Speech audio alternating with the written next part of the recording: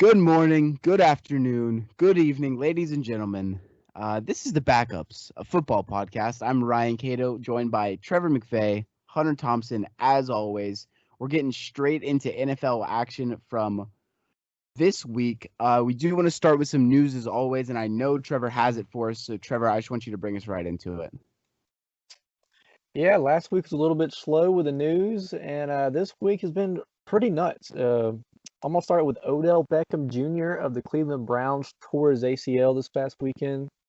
I didn't actually see the play that he injured himself on, but really not great for the league. I mean, he's such an explosive and exciting name in the NFL, and it just sucks to see him go. And we're not even halfway through the season, and he's just another name added to the long list of injured players this year. Another one, I still cannot believe he's back in the league, but Antonio Brown has signed a 1-year deal, $2.5 million with the Tampa Bay Buccaneers. Yeah, We'll I see if this pays off for them. Go ahead. I think that that's fascinating. The Antonio Brown thing, just because he had like tweeted earlier this year, like he said, if I'm coming back, I'm playing for Brady.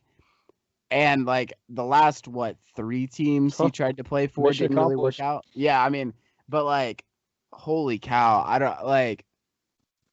I don't know if I don't know the man, but it seems like Antonio Brown is crazy. You know what I'm saying? Like I Antonio Brown seems Oh off yeah, his rocker. Vontez So perfect. right, what I'm saying, like, so I like. Are you gonna like? What's that locker room gonna be like? I would be scared of that if I was any coach or any GM. But I mean, good lord. What were you gonna say, Hunter? Yeah, the thing with Antonio Brown is whenever he goes on his little Twitter tirades and stuff, it's kind of similar to like what Kanye West does, and Oh, 100%. You it think Antonio Brown is bipolar? I think so, or he has something going on because like Antonio Brown has not gone on one lately, Yeah. right? And last one that he really went on, he kind of got like arrested for and everything, court ordered, was it therapy and meds and all that. Yeah. So I mean, I wouldn't be surprised if We he also had a has, sexual assault or something like Yeah. that against him. yeah, Yeah. something like that. Yeah, I but don't know. I should. Yeah. Sorry. Go ahead, Hunter. I was just gonna say that. I mean, Like, I what's was the just gonna like, forgiveness on? What's yeah, the? I mean, yeah. There's no real telling how you can look past some of the things that he's done. However, if you do, or if he does in fact have those medical issues and is in fact on medications, which it seems because he's not really gone on a Twitter rampage recently, and if he has, it's not been very big.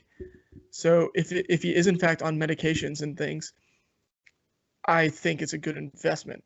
However, if he's not and he's not actually medically diagnosed with anything, it is a lot more of a damn gamble, and I would not be pulling the trigger if I was a Yeah. GM. I mean, it spooks me for sure. I don't know what the market is really looking like right now for receivers. I'm like racking my brain for who else that might be that they There's would a bring in, but Mohamed Sanu in free agency. that's fair. Yeah. Yeah, he doesn't go on Twitter rampages or get court ordered therapy, but the Bucks have been very banged up at receiver so far this year. Mike Evans, Chris Yeah, I think Godwin, Scotty Miller, all Yeah, I think Godwin might be going down for a few weeks, so it's yeah, kind of he good timing for fractured his them. finger, right? Fractured his I finger in honestly the don't know. last I game or just Yes, know something he's like banged that. yes, up. Yeah. yes, he did. I think it was That's a not So great for a wide receiver. so I mean, it's like that's like his one of his only jobs, but like I don't know, it is good timing, but it's still always a scare. To sign Antonio Brown, especially after the Pats and the Raiders, etc. So I don't know, but it'll be interesting to see how that works out. And now to jump to another wide receiver signing that hasn't played since I think 2016, who's got question marks for a very different reason, is Des Bryant has got signed by the Baltimore Ravens, which on paper I can see what they're thinking with a bigger wide receiver. It can give Lamar Jackson like more of a catch radius to throw at because a lot of his receivers aren't that big, and he hasn't really been too accurate this season. He was a lot more accurate last season. And so on paper, Dez kind of checks those boxes, but he also hasn't played in a few years. And the last time he attempted to play, I think he popped his Achilles when he did a tryout for the Saints. So he's a big question mark in my opinion. So I'm not sure how well this is going to pay off for them. Yeah, I think like you said, Des Bryant checks all the boxes for the Ravens. I mean, like big like X style receiver, which they don't really have there. It's like almost the same thing as we were talking about with Buffalo last season.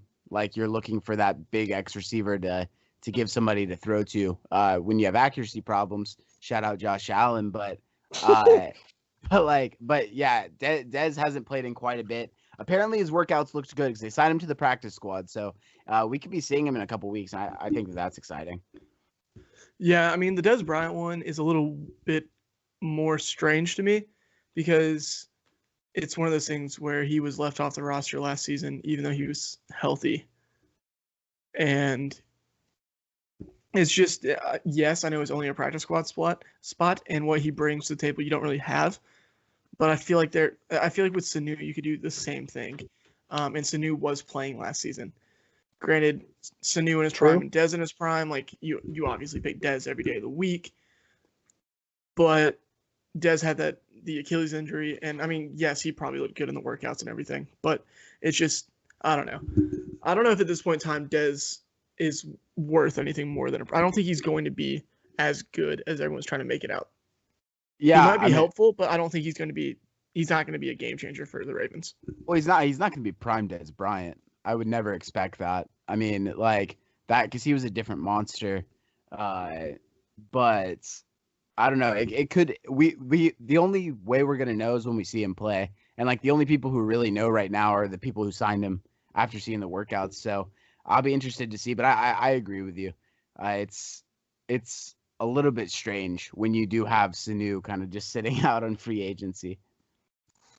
Then I've got two more big trades that happened this week. One of them happened today.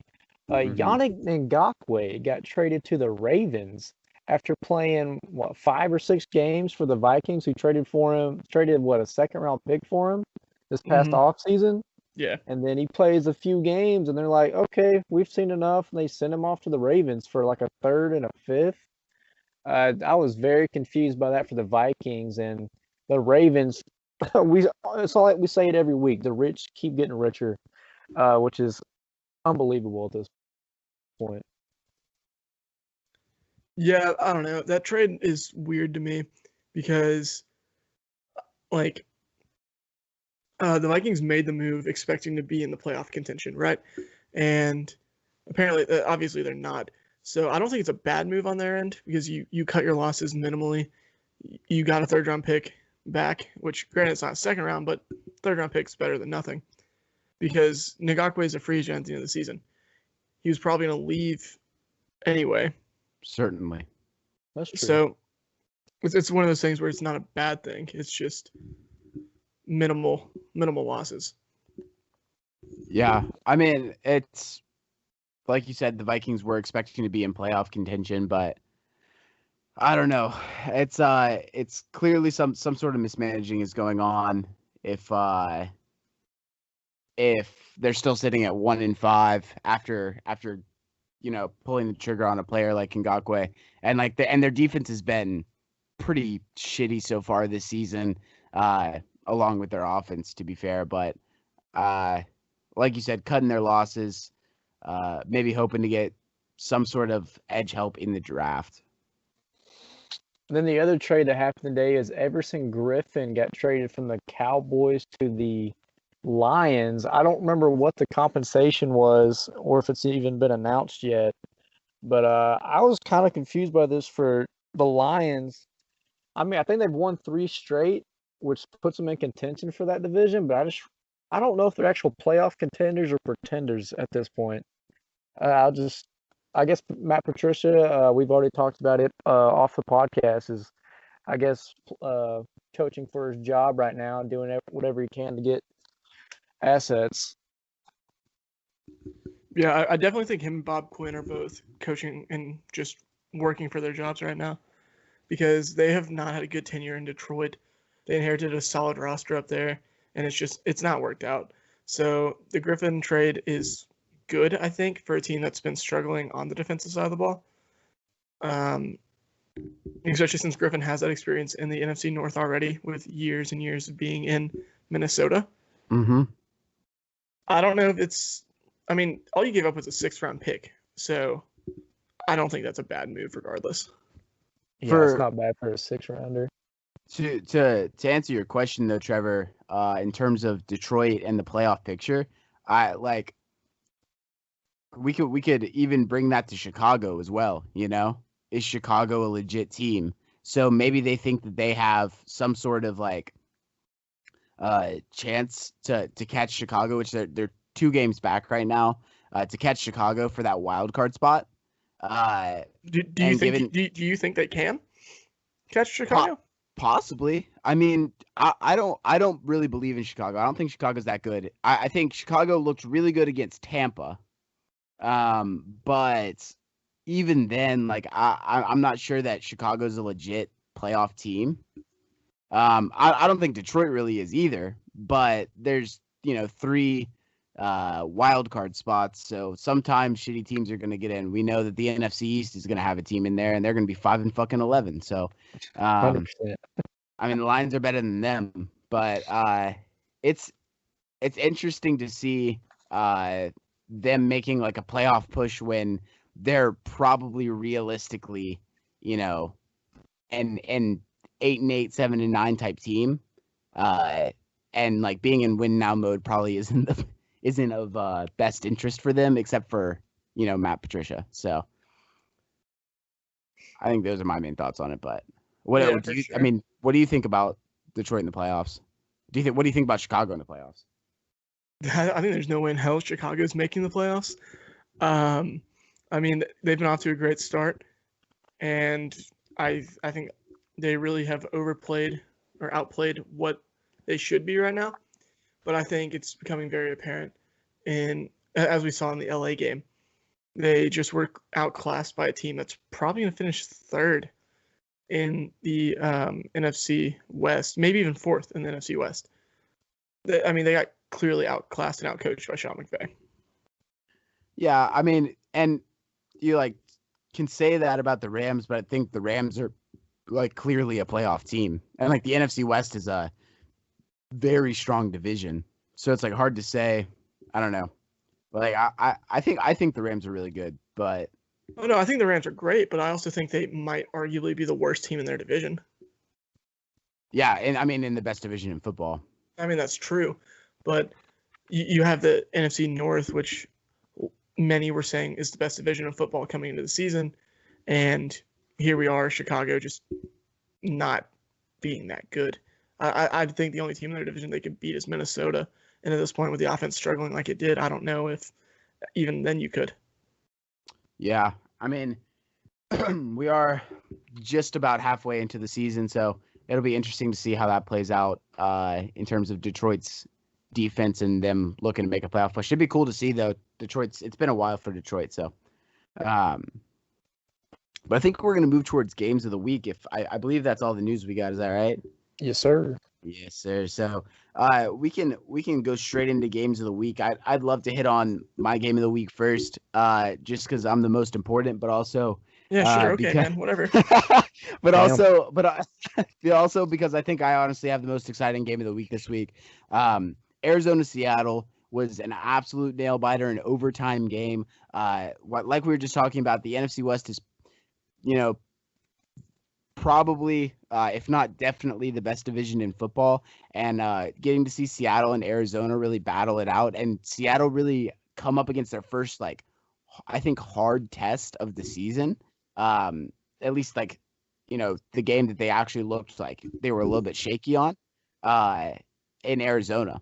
And I was looking at the stats earlier and looking at Russ's stats, because Russ has been pretty inhuman. He's looked kind of like a superhero starting the first 5 games of the season, and still threw for almost 400 yards and 3 touchdowns, but also threw for 3 interceptions, including one to backups cast favorite Isaiah Simmons with his Ew. first interception on the year. So, and I think Kyler Murray honestly looked better than him in the game. Kyler Murray threw for comparable yardage, the same amount of touchdowns, and rushed for a touchdown. But I just think it was fascinating to see, those two quarterbacks who are very similar in play style, like really go at it on Sunday night. So I'd love to hear your thoughts. Yeah, that was an intense game. And Kyler and Russ is such a battle, and I'm so excited that it's gonna be happening pretty much 2 games a year for the next decade probably. But yeah, I think Seattle kind of got caught off guard, and I think they needed to take the loss because they probably should have lost against Minnesota last week, the week before, whenever they played Minnesota. They probably should have lost that one, but they didn't. So I think the loss is good for Seattle to kind of like help them get back on track and kind of like just pull everything together, loosen up the loose strings and everything. But I think Arizona's truthfully a force to be reckoned with in the NFC. I think they're an absolute sleeper pick, and I think they can make a run in the playoffs. Not necessarily sure to a Super Bowl, but I think they can make a run to the playoffs or through the playoffs for sure. Kyler is playing lights out right now, and he definitely did in that game. The D-Hop trade is looking just even better and better week in, week out. And I think this team is really well coached and just on an upswing right now. Yeah, this game, like Ryan said, was probably easily game of the week. Sunday Night Football, prime time, and you couldn't really ask for a much better game. Besides when Patrick Mahomes is playing to his heights, I think the guy who is the most fun to watch in the league besides him might be Kyler. I mean, the way he moves around the pocket, he makes these effortless throws, but he's so small, and they're just gorgeous throws all around the field to mostly D-Hop, but he's also spreading the ball around to Christian Kirk, Larry Fitz. Like, it's so impressive to watch him week in and week out. And I doubted the guy coming out like everybody else. His size was a big question mark. But man, his athleticism and fluidity, like he looks like a shortstop, center fielder, wherever he played in the major league. Well, he didn't actually make it to major leagues. He just looks like an absolute athlete out there slinging the ball around, and it's so much fun to watch. And then Russell Wilson, who's been probably the leading MVP candidate so far this season, finally had a rough game. 3 touchdowns, 3 interceptions, and those 3 interceptions, I believe, all came late, which kind of killed their game and let Arizona really catch back up and win this game. Chris Carson went down, and Carlos Hyde came in, was pretty productive. DK Metcalf made one of the craziest plays I've ever seen, running down Budda Baker off of a Budda Baker, interception. Holy cow, dude! That was insane. What was that, Ryan? I was just saying that was insane. Like seeing DK Metcalf run down Budda Baker like that after the interception. Like DK Metcalf looked like one of the fastest people I've ever seen. Like that was insane. Yeah, that was truly incredible. Like the only thing I can think back to like that was similar was there's one time Julio Jones did the same thing and like knocked the ball out when he did it. And I was just having flashbacks to that play when DK was doing that. When we were talking about in the group message, actually, I don't remember who said it, if it was you, Hunter, if it was Trevor, that DK might be the closest thing to Julio coming out that we've seen since Julio. I mean, as far as physical abilities and the way he plays, I think it was me that said it. I think it really is. I mean, he's a freak size with freak speed, and he's just a giant playmaker. And I really think if he hits his ceiling, I think he really could be a Julio-esque player when it's all said and done. Yeah, I mean, he definitely has the skill set physically. I don't know if he will be because Julio's heights have been pretty much unmatched by most since he's come into the league. But I think DK definitely has the ability to do it, especially with Russ throwing him the ball. It's interesting too, because we've we've talked about DK a couple times, and like football Twitter fucking loves DK Metcalf, but it wasn't even DK Metcalf that was getting the bulk of the volume on Sunday. It was Tyler Lockett, which Hunter, I know you were, just sitting there Fantasy hero of the week. Fantasy sitting there darling, touching baby. yourself about, but like, 20 targets for Tyler Lockett. Holy shit. Oh my god. 15 receptions for 203 touchdowns. I mean, a monster week. Didn't he have like 50 something points in PPR? Like, I mean, points. it was 50 absolutely ridiculous. And so, I think like you mentioned earlier, Trevor, Carlos Hyde came in, and we'll talk about this later also because I'll mention him in backup of the week. But Chase Edmonds also came in when Kenyon Drake went down, who's down now probably for a couple weeks. Do you guys foresee Chase Edmonds taking Kenyon Drake's job in these next couple weeks? Yes, 100% yes. Yeah, he almost has to at this point. Kenyon Drake's been such a disappointment this season.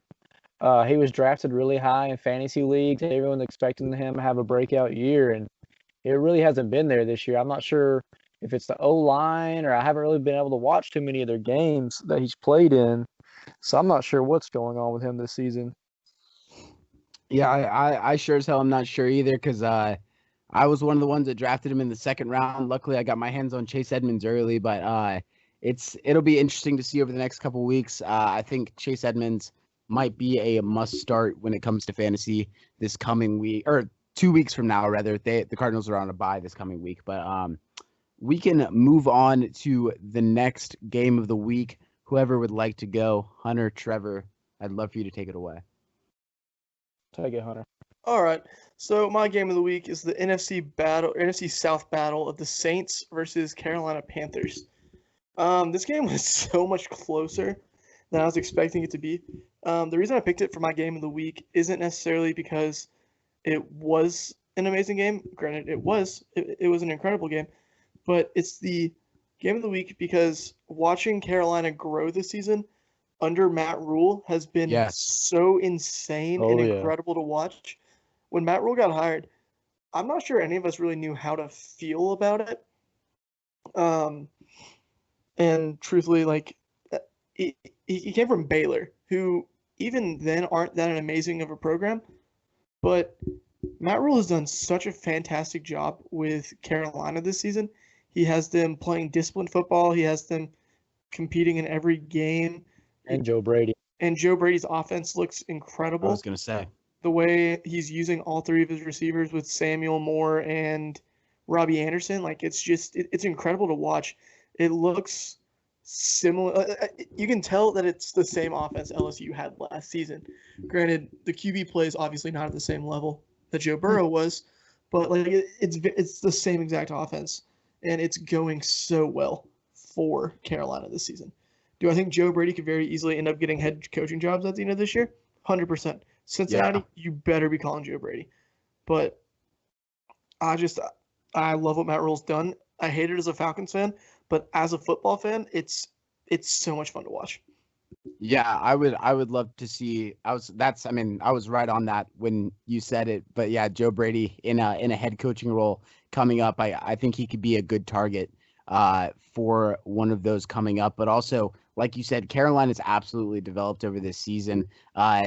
They've taken what they have and they've used it. I mean, even with Christian McCaffrey out, who is a very large part of their offense, Mike Davis has stepped right in, looked really good. So, yeah, I think Carolina is definitely a program on the come up for the next couple seasons, as well as I feel like I say this every week, but holy cow, is if Alvin Kamara isn't like the entire offense of the New Orleans Saints, like the man had 8 receptions on 8 targets and still ran for 83 yards, and that was an off week. So I like New Orleans. It's obviously banged up, but they still finished the job against Carolina. So good on them for this last week. Great game though.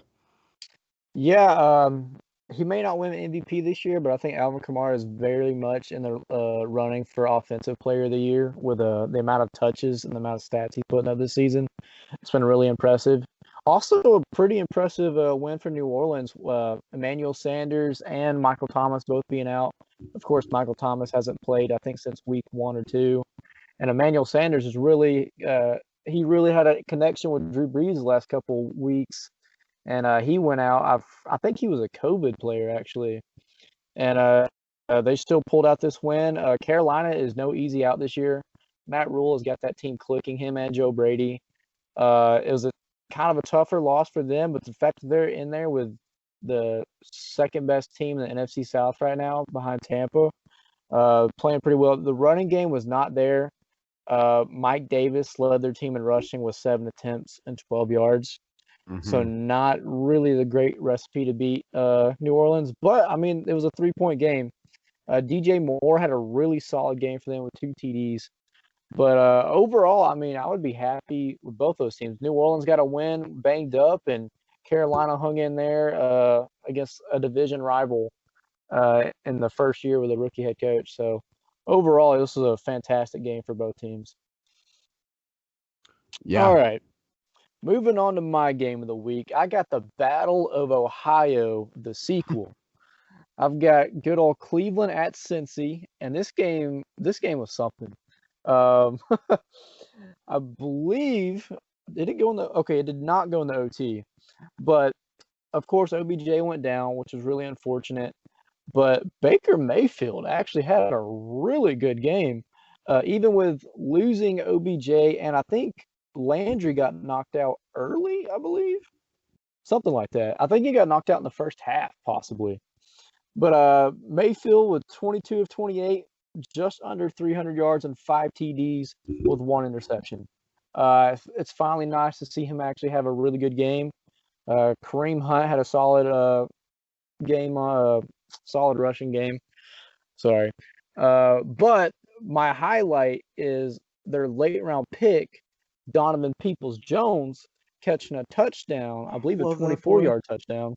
And he was one of my late round guys that I really liked because he really got forgotten because his quarterback was Shea Patterson. Shea Patterson is not very good. But I was really happy to see that. And also a fellow rookie, Harrison Bryant, had a really solid game for them at tight end. I mean, it wasn't a great win because Cincinnati's not that great, but it was a good bounce back win for Cleveland after getting smacked by the Pittsburgh Steelers last week.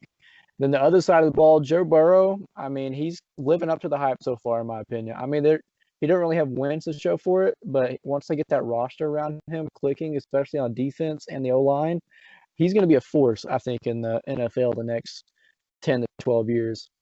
He had 3 touchdowns, 1 interception, over 400 yards passing. He also had a rushing TD, so a total of 4 TDs. Not much of a running game. Him and Tyler Boyd continue to have a good connection. And I'm really liking what I'm seeing from Cincy. I know they're not getting the wins, but overall this game was wild because I think Cleveland won the game in like less than a minute left, something like that. And that was awesome. Yeah, Baker Mayfield's threw the winning touchdown pass to your boy Donovan Peoples-Jones. 15 seconds left on the clock. Absolutely amazing ending. But yeah, I loved what I saw from Joe Burrow this week. As if you listen to the podcast ever before, you know I'm always just trying to slide in Joe Burrow's DMs. I think he's sexy, and he keeps on proving me right. How could I not think so? He throws for 400 yards. I mean, damn, he threw for more than Russ this week. But yeah, 400 yards, 3 touchdowns from Joe. Like you said, I think if you're Cincy, you can't be mad at what you're seeing. You've got 1 win, but I like all of these are very hard fought games, and they play in a very good division. That's a 3 playoff team division probably when it comes down to it. And so I was thoroughly impressed with Cincinnati again this week. And you did mention Tyler Boyd and Joe Burrow having a good connection. Also, want to mention T. Higgins again, 5 receptions on 5 targets, 71 yards and a touchdown. So I'm really excited to see over the next few years just the Joe Burrow, T. Higgins, Joe Burrow, Tyler Boyd connection that they've got going on in Cincinnati. Yeah, this game I have really mixed feelings about because obviously it was a very fun game. But I don't know if Cleveland is doing anything to really prove that they are good. Because if you look at Baker Mayfield's record and stats against teams that aren't Cleveland, it's not good. I mean, not Cincinnati. I mean, games are like, yeah, it's not good. Baker is not good against teams that are not the Bengals. They're sitting at 5-2 right now in Cleveland, which is incredible. Stefanski's doing great up there, much better than Hugh Jackson and Freddie Kitchens. Freddie Kitchens. Yeah. Oh Jesus, those were both horrible. Stefanski's doing good though, but I don't know if they're going to end up being a playoff team. I can see them stumbling over the next few weeks, just because they're not playing Cincy anymore. I don't know. I mean, no idea what to think of Cleveland, especially without OBJ now. I guess we're really going to see. But then on the other side of the ball, since he's looking good, Joe Burrow's, well, okay, since he's not looking good, but since his offense is looking solid with Joe Burrow, it's looking good for the future. Burrow, Higgins, Boyd, all good options together. Mixon, I still don't love Mixon, but whatever. But I mean, all in all, like, since he has pieces, they just have a lot of holes at the same time. Yeah, I mean, oh, sorry.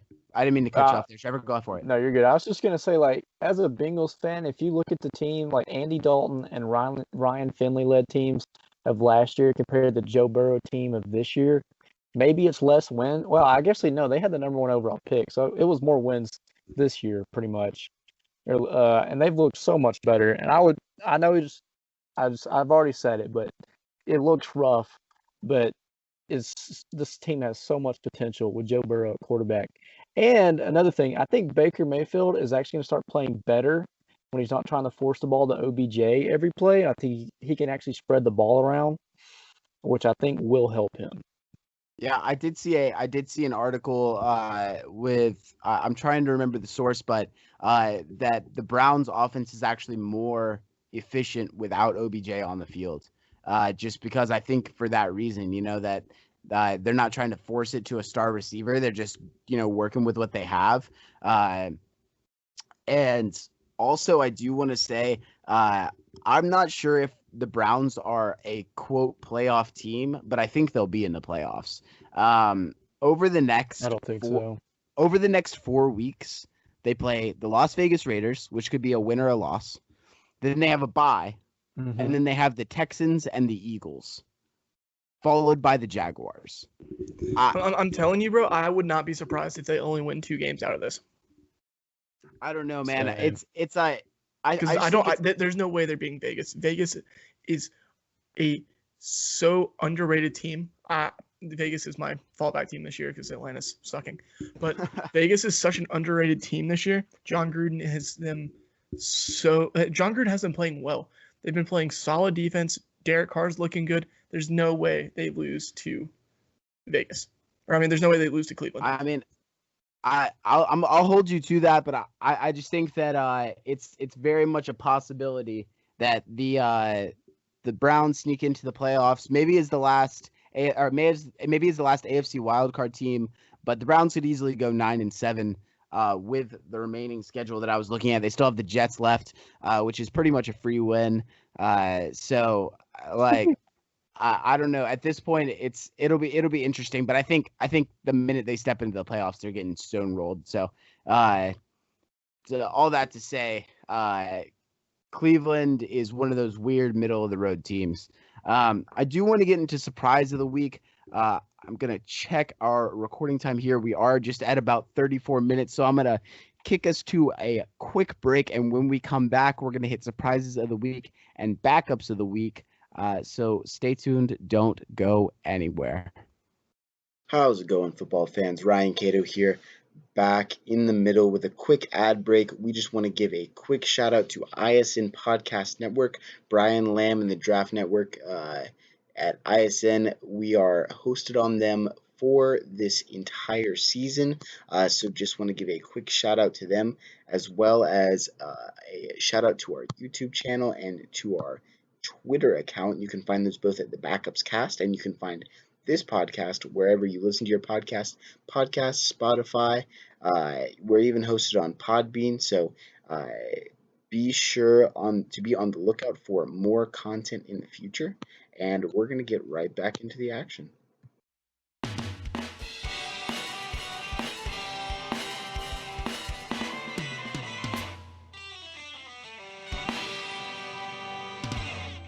Welcome back, football fans.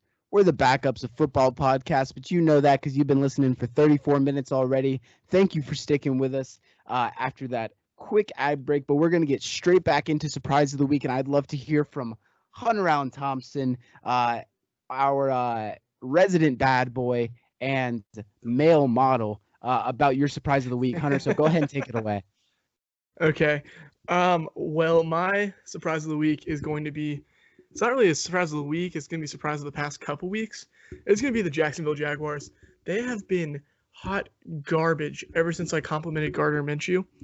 And I take back everything nice I ever said about him this season. The Jags are bad. I know they're a young team, and I knew people were expecting them to be bad. But our friends on Twitter that are Jags fans, Eric Hindenburg, you're one of them. You got me convinced that the Jags were going to be better than they are. And I went against my own gut, believing you. But the Jags are bad. They're real bad. I mean, James Robinson, Jim. Gardner Minshew, bad. DJ Chark, good. Chenault, good. But that's it. I mean, Josh Allen's looked good, but CJ Henderson, good. But CJ Henderson got hurt. Who's their first round pick? The other one. Caleb on Chase on? Yeah, he has not been good this year. No, he's not been good. But I mean, I think it's a little soon to throw him under the bus. No, I'm not calling him a bust. I'm just saying he's been very underwhelming this year. Yeah. For sure. The Jaguars haven't looked good. I mean, you put up 29 on the Chargers, but still let them score 39. There's nothing good about that at all. I think the one bright spot has honestly really been James Robinson. Like we've talked about before, had over 100 yards rushing last week, a touchdown on 22 carries. Everybody knows I was high on him. I don't have to brag about it anymore. I'm okay if you do. My dick's been sucked about it enough. It's okay, but James Robinson, I did call it undrafted free agent, looks great. Otherwise, everything is very underwhelming. DJ Chark, underwhelming. As compared to last season, I think even Laviska Shenault has looked kind of up and down. So, the Jags are not looking good. Do you think it's time to end it with Gardner Minshew? I mean, I don't know who's behind it. Their backup is Mike Glennon. I think you Lord.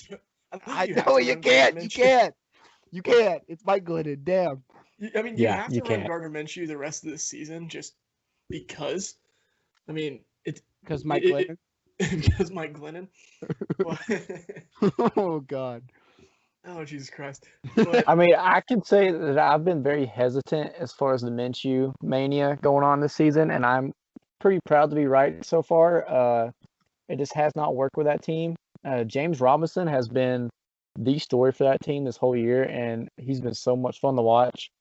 But I was worried about Minshew playing them out of the Trevor Lawrence sweepstakes. I don't think I have to worry about that anymore because he is not good enough to carry them to wins. And it might come down to them, both New York teams, and maybe another wild card for that Trevor Lawrence pick. But it's gonna come down to the wire because all these teams feel like they're tanking to me. I would love to see Jacksonville get Justin Fields.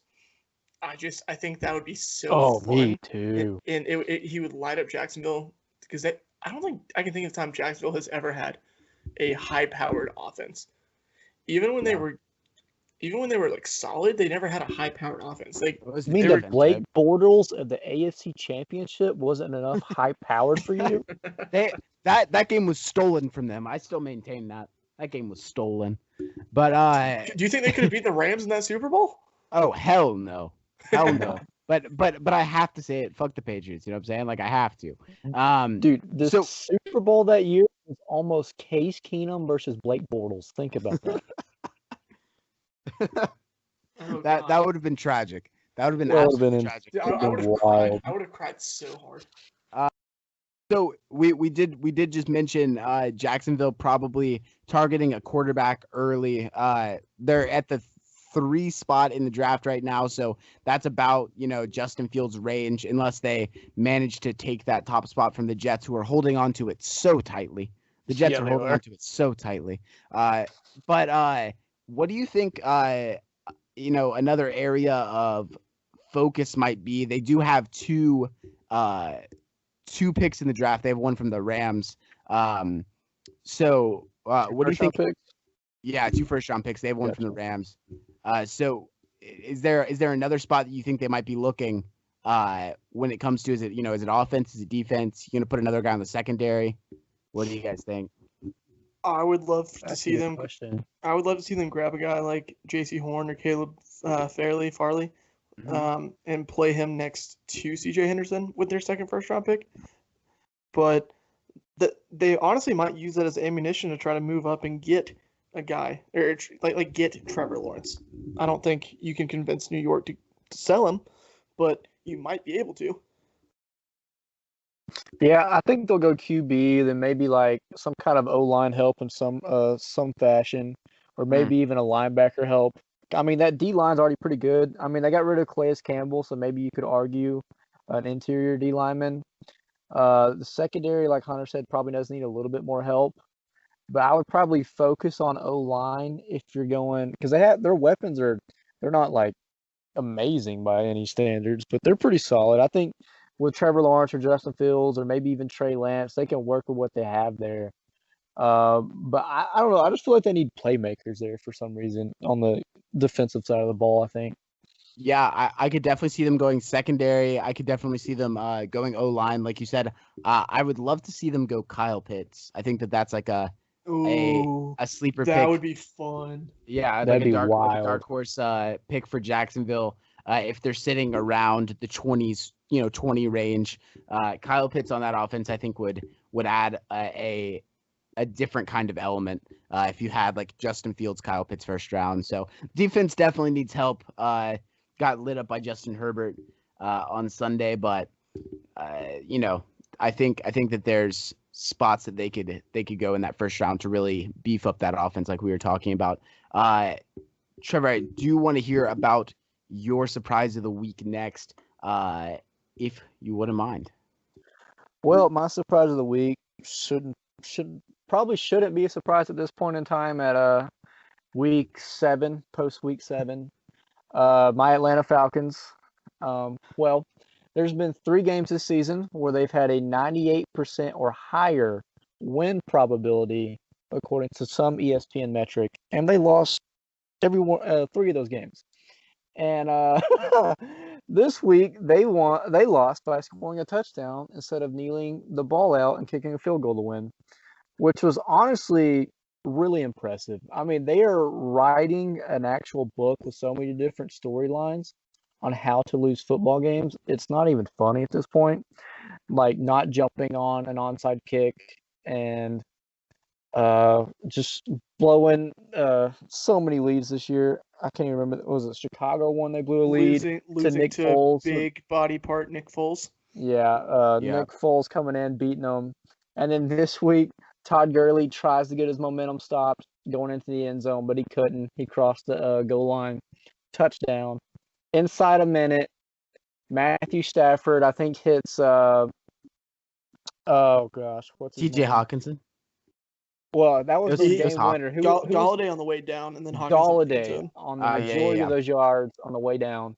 Gets down with 2 seconds left after they spike the ball, and Stafford buys himself some time and finds a wide open TJ Hawkinson in the end zone to tie the game 22-22, and then they kick the extra point to win 23-22 in Atlanta.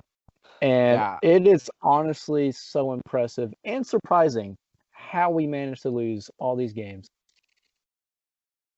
Yeah, I it's I yeah. don't Go even for it. care anymore, man. I really don't.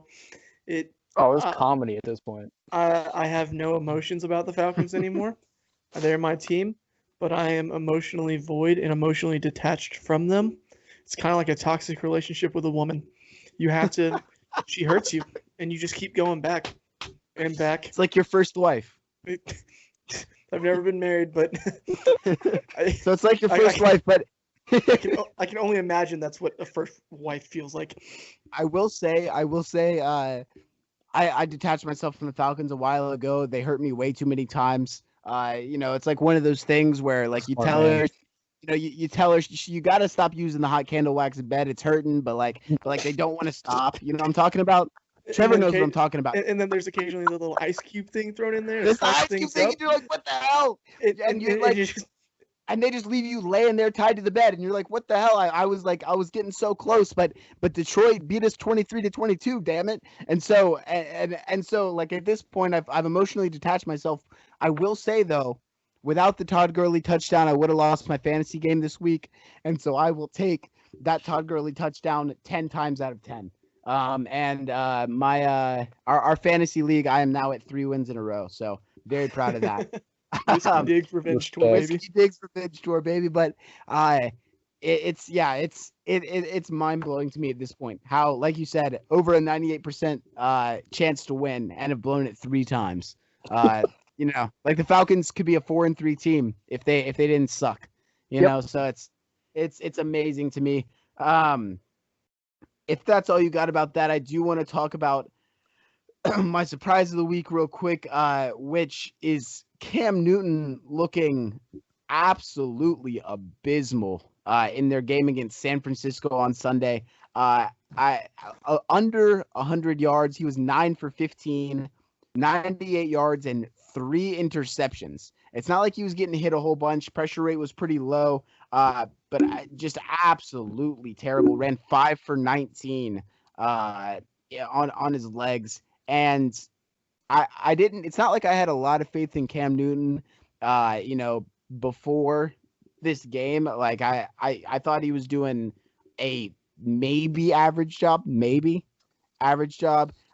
but looked, I mean, absolutely horrendous against the 49ers, who have a banged up secondary, and like haven't been the same defense they were last season. So Cam Newton looking terrible in their 33-6 loss to San Francisco. Yeah, I'm pretty sure we hyped up Cam Newton a couple weeks ago after the Seattle game, and it's just been downhill ever since. I guess we just curse quarterbacks around here. I don't really know, but this whole Cam in New England experiment is obviously not going well. It's not. I mean, it's not working.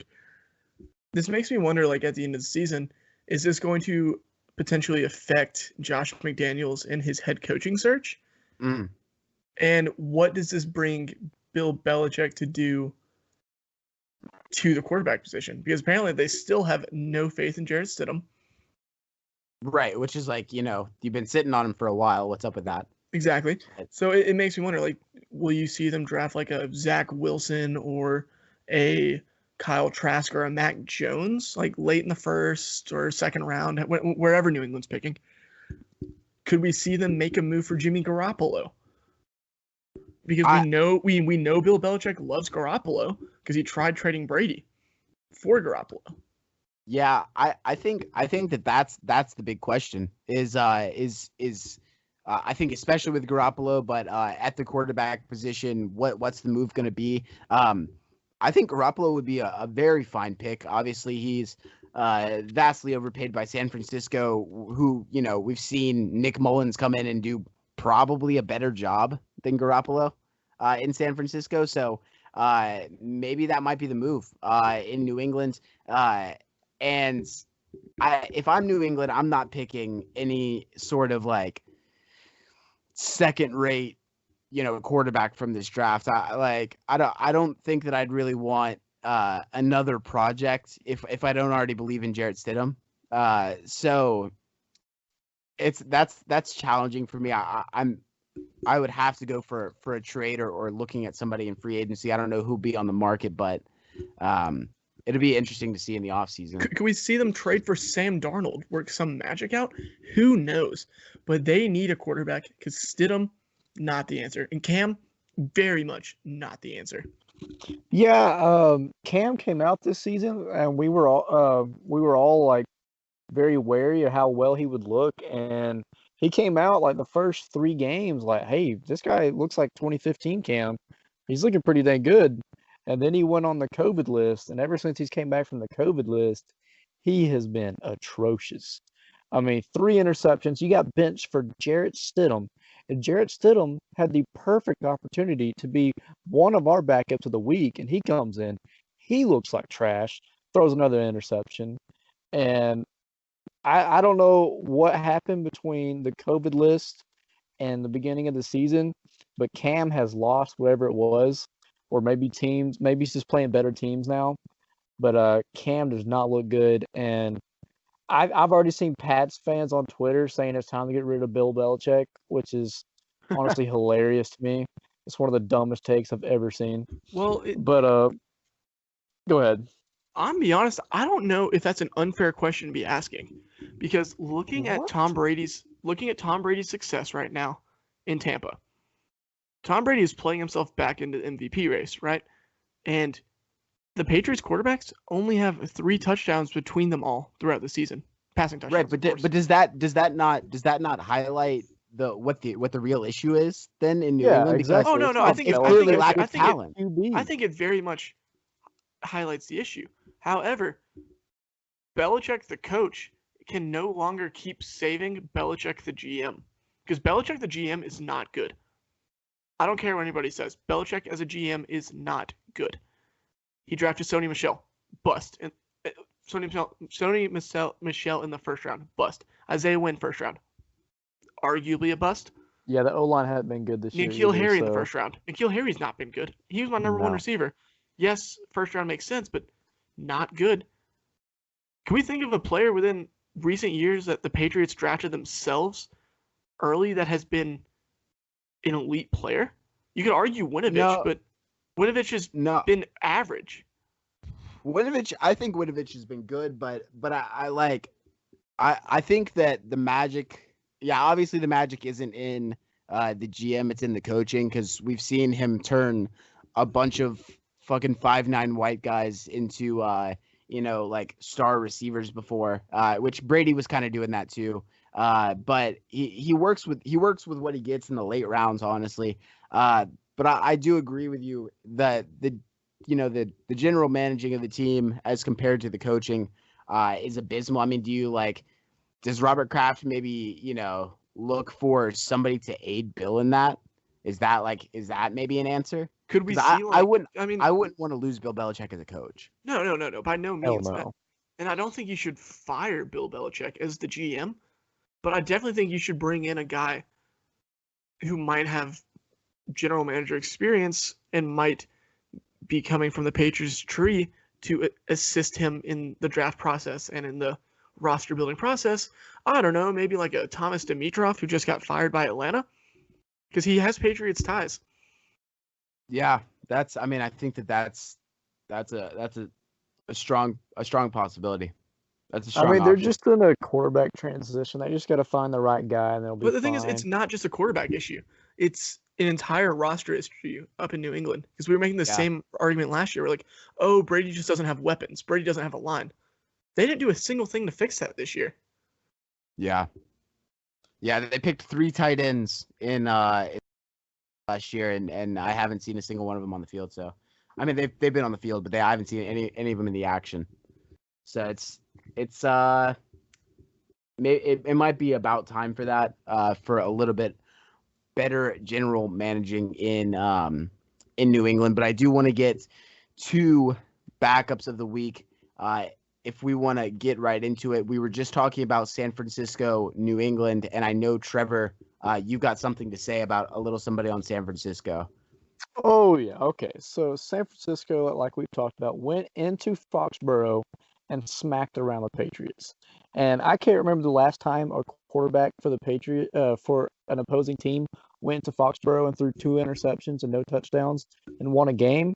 Well, that happened this Sunday because of this man, Jeff Wilson, 17 carries, 112 yards, and 3 touchdowns.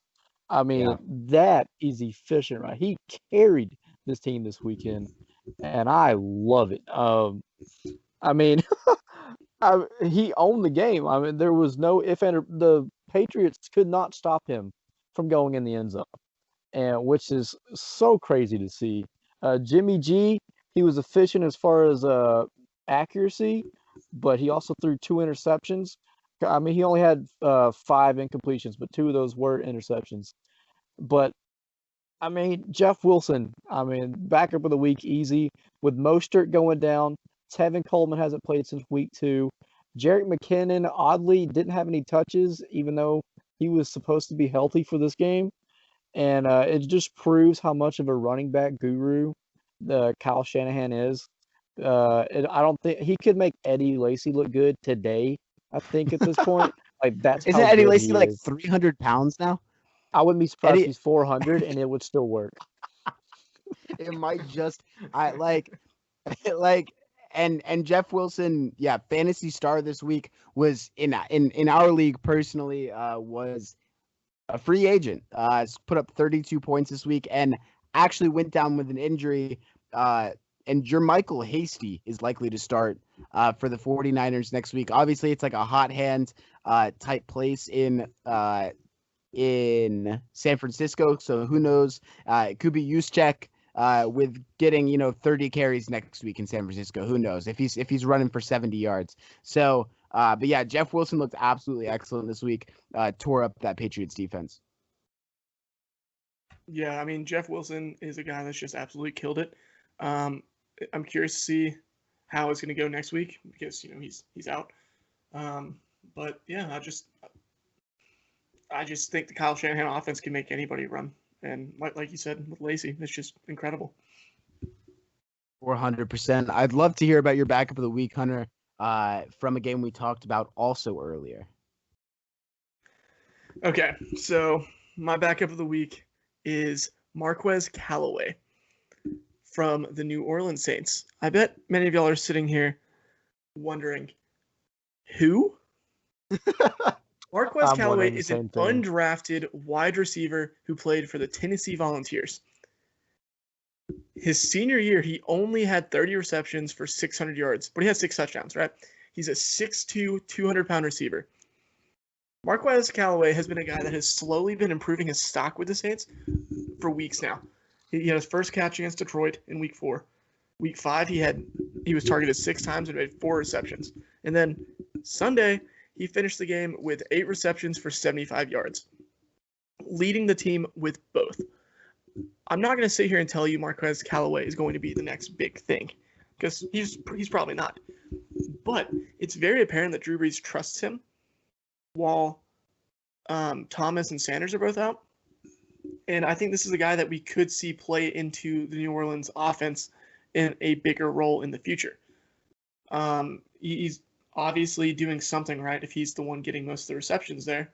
But the dude showed out. He was constantly making plays. 8 receptions is nothing to slouch at. And he just was helping them constantly move the chains all game against Carolina. Yeah, that's another NFC South banged up receiver core like we talked about with the Bucs earlier. Mike Thomas and Emmanuel Sanders both out. And Traquan Smith was still playing. Jared Cook was still playing, but Marquez Callaway, like you said, the bulk of the targets, 10 targets and 8 receptions from Drew Brees. So I'm excited to see more from him. I mean, I think Michael Thomas is looking to come back soon, but hopefully we see these guys. We've talked about Traquan Smith in previous casts, as well as Marquez Callaway being more involved in that Saints offense.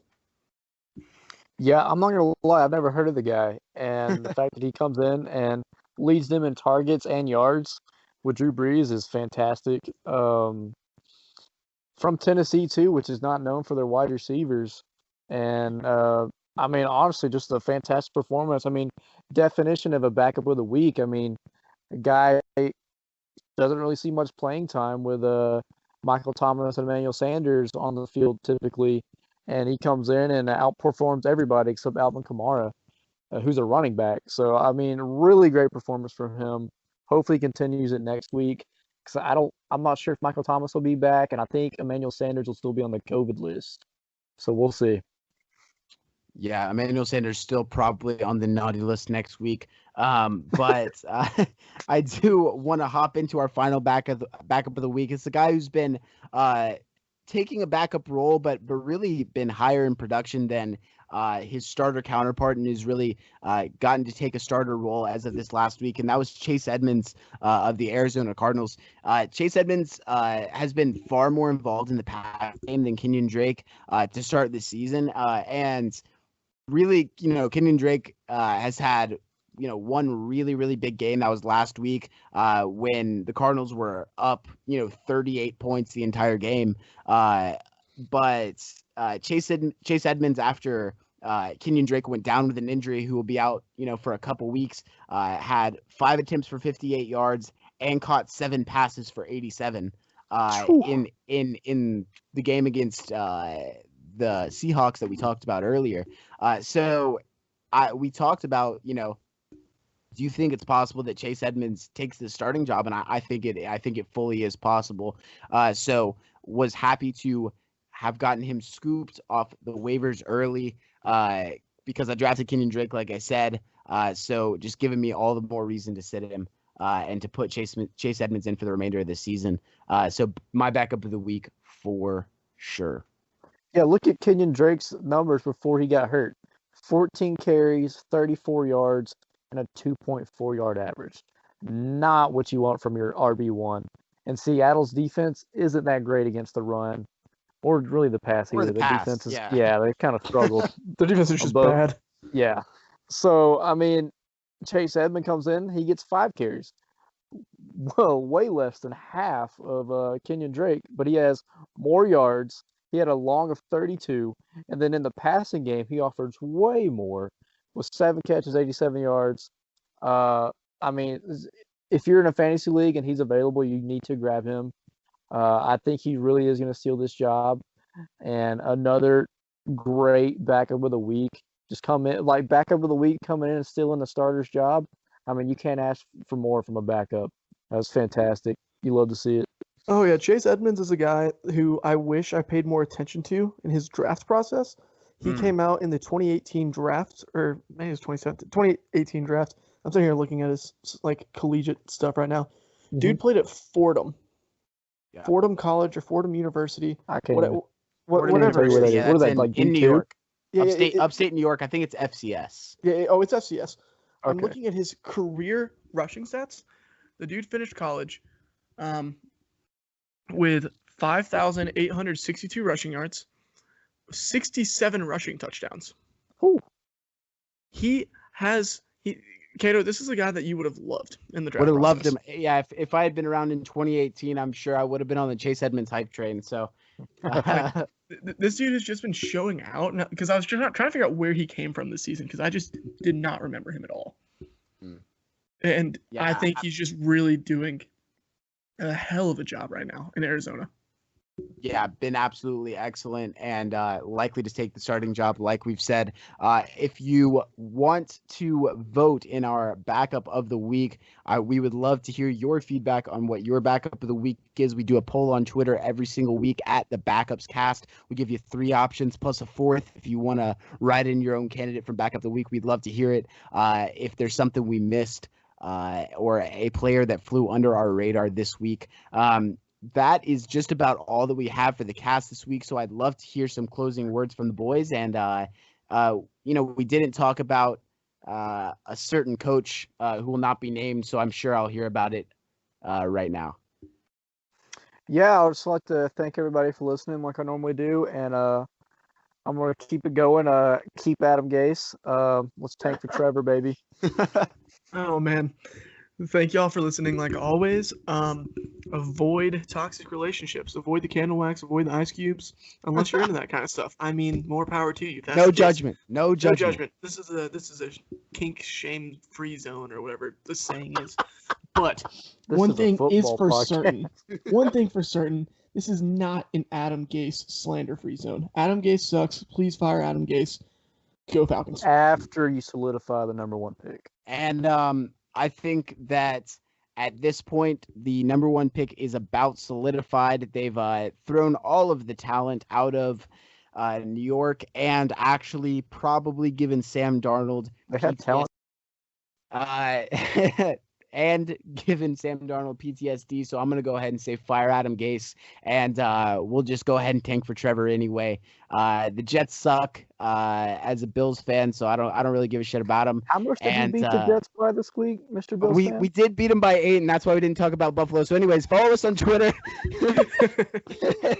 Follow us on Twitter, The Backups Cast. Subscribe to our YouTube, The Backups Cast. You can see all of our beautiful faces, except for this week, because we're having internet issues, so we are on voice only, but you will see me in the little intermissions. You'll get to see my smiling face. I did lose my glasses this week, so I'm looking a little funky. Otherwise, you can follow all of our personal Twitters as well for even more NFL content. So thank you for listening, and we will see you next time.